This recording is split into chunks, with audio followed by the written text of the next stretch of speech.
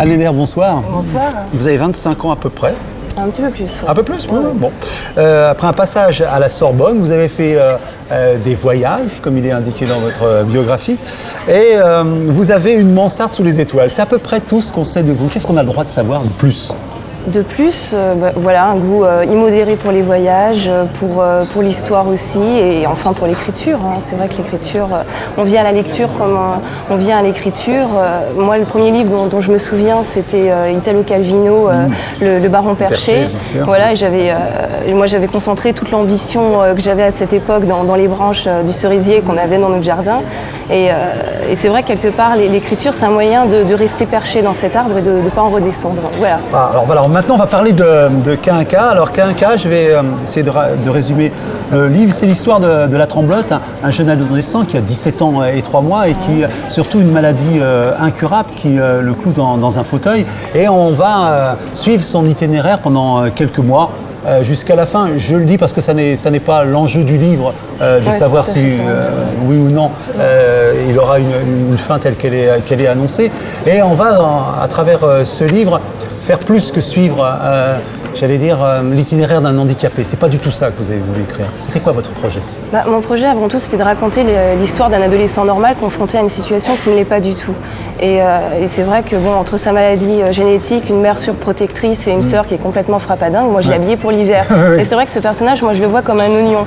Au fil des années, voilà, il s'est recouvert de couches successives entre lui-même et les autres. Et quelque part, sa maladie, c'est ça qui va lui permettre de se mettre à nu, de se redécouvrir et de se dépioter en fait de tous ces préjugés qu'il pouvait avoir. Parce que je voulais surtout pas que ce soit une icône. C'est pas parce qu'on est dans un fauteuil qu'on est qu'on a une auréole. Et je voulais surtout pas le victimiser. Je voulais qu'on s'y attache.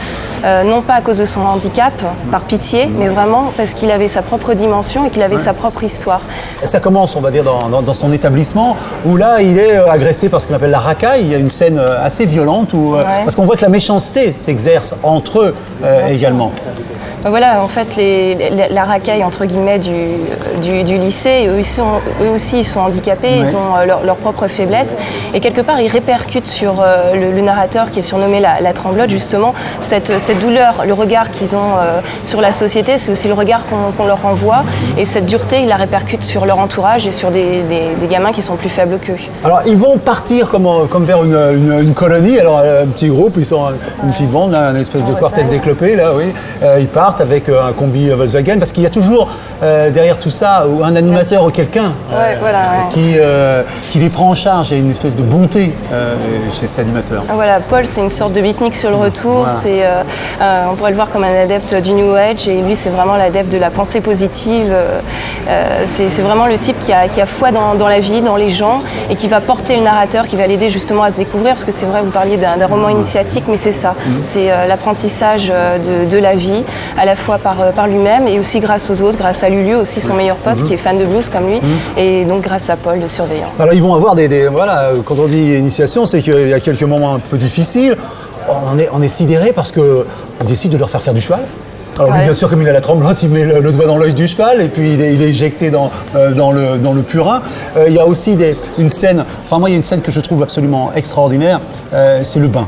C'est-à-dire qu'il les emmène à la mer et il y a cette fameuse machine qui s'appelle Nemo qui permet aux handicapés de les emmener jusque dans la mer et de pouvoir tout à coup être comme autonome, ou en tout cas être porté. Voilà, il a l'impression de découvrir son corps. Cette machine, c'est ce qui lui permet enfin de flotter et de redécouvrir son corps qui n'est plus en définitive un instrument de souffrance et qui devient en fait matière d'éblouissement. Il a l'impression de ressentir le cœur de la mer, le cœur de ce qui l'entoure et de ne plus être dépendant des autres, parce que c'est ça, la première chose dont il souffre, c'est d'être dépendant. L'adolescence, théoriquement, c'est le moment où on prend du recul par rapport à ses proches, à son entourage, et lui, avec sa maladie évolutive, c'est tout le contraire, il en est de plus en plus dépendant.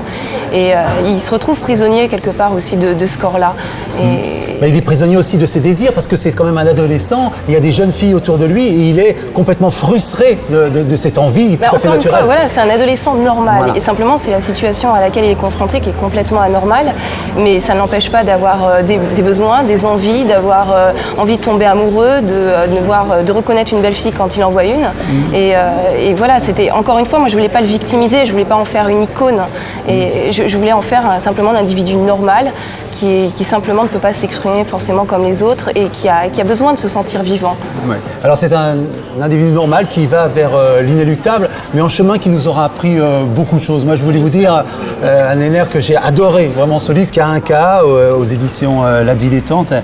Et j'attends beaucoup du deuxième roman d'Anne Lehner. Vraiment, et je crois que beaucoup de gens vont vous attendre parce que j'ai le sentiment qu'il vient de se passer quelque chose. Moi, j'ai le sentiment très simple, très bête, d'avoir rencontré un écrivain. C'est pas mal, non? Oui, ça me touche énormément, surtout le nom de vous. C'est vrai, En tout cas, je vous salue. Merci. Ah oui, c'est très sincère.